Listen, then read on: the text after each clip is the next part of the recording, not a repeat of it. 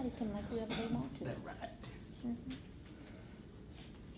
And Tony's speech is Bigfoot real? Tony has been a Toastmaster since October 2016. Tonight he's working out of the Competent Communicator Project 9, Persuade with Power.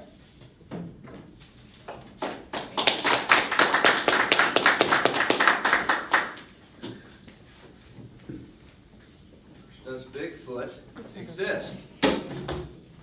First, let me define what Bigfoot is. Also known as Sasquatch or Yeti, and it is described as a giant ape-like creature that is said to roam the Pacific Northwest. Has anybody seen a Bigfoot? I've seen pictures of it, but it doesn't mean that's it. That's right. They're always blurry. So, full disclosure, I've never seen a Bigfoot either. The reason I'm talking about Bigfoot today, this article was in the paper yesterday. It says, search for Yeti leads to, and I blanked out the answer. We're going to keep the suspense going for a little while. Suspend us. So let's go back a little bit. When I was in high school in 1976, there was a movie released. I'll make sure I get this right. It was titled Sasquatch, The Legend of Bigfoot. Mm-hmm. Now, when I'm 16 years old, I've never heard of a Bigfoot before. And I'm like, wow, that really sounds interesting, right? Got my curiosity up. So me and a buddy, we decided to go watch Bigfoot, the movie. This was supposed to be a documentary, okay?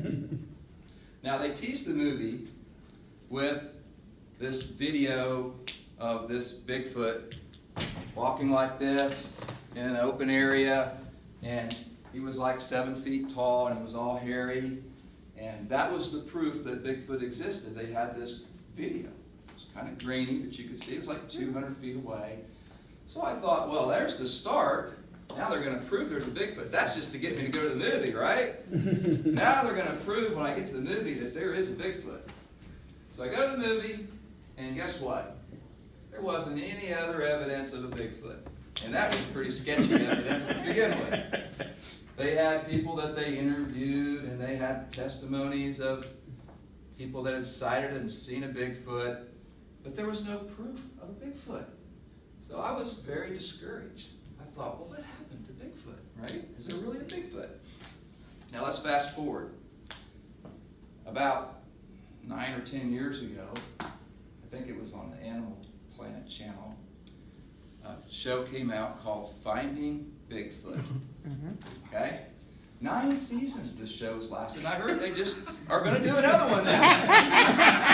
Now, I've watched these shows out of pure entertainment, okay? The guy that runs the show is named Matt Moneymaker. Does that tell you something about this? That is his name. One of his co-stars is Bobo. Bobo looks like a Bigfoot. Have you guys seen Bobo? I have. Not too many people? Yes? So Bobo is about this tall. He's got long hair. He likes to wear a hat. And he's built like a Bigfoot. They used him to reenact these scenarios. When somebody says they've seen a Bigfoot, they put Bobo out there. You stand there and act like a Bigfoot. We'll see if that makes sense, right? He looks like a Bigfoot. Maybe he is. I don't know. And there's a couple other people. They have one lady. She is a scientist, right? Oh, my God. So she's there to add credibility to the program. Hmm. And then there's another guy named Roscoe or something. Cliff. I don't know why Cliff's on the show. I think he's their technology guy. Okay? Let me tell you about some episodes of the Finding Bigfoot, just to kind of put things in perspective. They had one episode, they claim they know how Bigfoots communicate. Okay? They had one episode where they decided that Bigfoots have these big sticks, and they hit them against the trees, and that's how they mark their territory, so that other Bigfoots don't take over their area, right? So they came up with these big sticks. They've seen them around. They had to be a Bigfoot stick, so they came up with these Bigfoot sticks, and they spent the whole night out there whacking on these trees like a baseball bat, hoping that a Bigfoot would answer back and say, I'm over here, you're over there. They spent all night, they recorded, they watched, they listened, and they thought they heard a faint sound of something in the distance. That must have been a Bigfoot whacking a tree 10 miles away, right? Had to be. So that was the conclusion of that particular episode. They had another episode, so they claim that they know how to make Bigfoot calls. They've heard Bigfoots do this, and they can make a Bigfoot call. Now, first they just kind of did it. One guy would make the call, and then the rest of them would have their listening devices, and they'd listen. After a while, they decided they got more activity if there were more than one person spread out in the woods making Bigfoot calls. Now, here's how you make a Bigfoot call, all right? So you cup your hands together like this, okay? You take a really, really deep breath. Woo! And you keep that going as long as you possibly can. Well, it's got to be a deep breath, right? And they're making Bigfoot calls to each other. And this is going to make a Bigfoot call them back, right? So they spent all evening making these crazy calls at night. And they had these listening devices. And one time they heard a faint, very faint howl. Now that wouldn't have been a wolf or a coyote or anything. It had to be a Bigfoot, right? Because that's the sound that they made.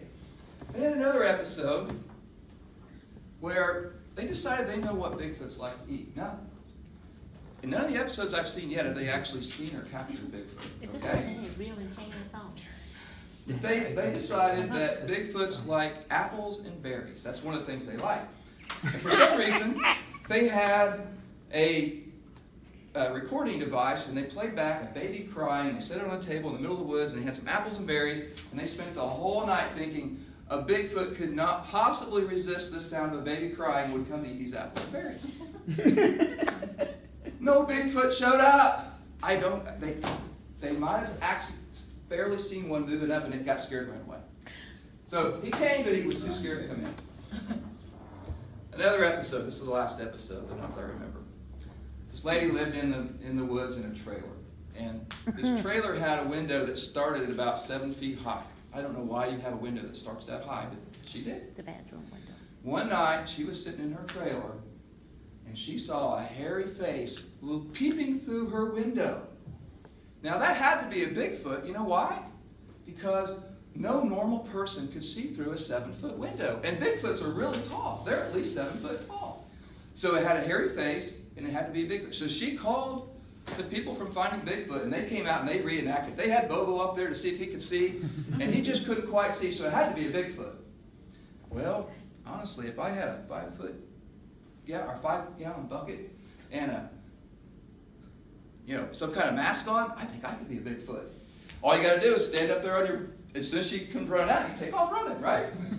But they were convinced that had to be a Bigfoot. Now, let me tell you what the conclusion is, whether there's really a Bigfoot or not. Search for Yeti leads to brown bears.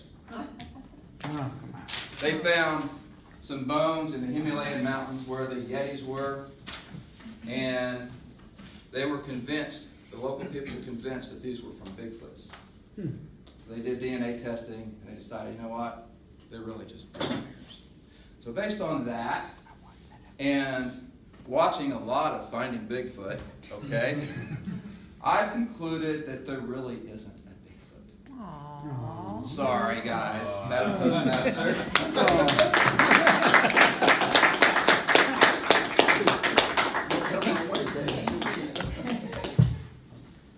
I watched that show. It had real and chance. It had what? Yes, that's what the two little black brothers were. Oh. Yeah. And our third and final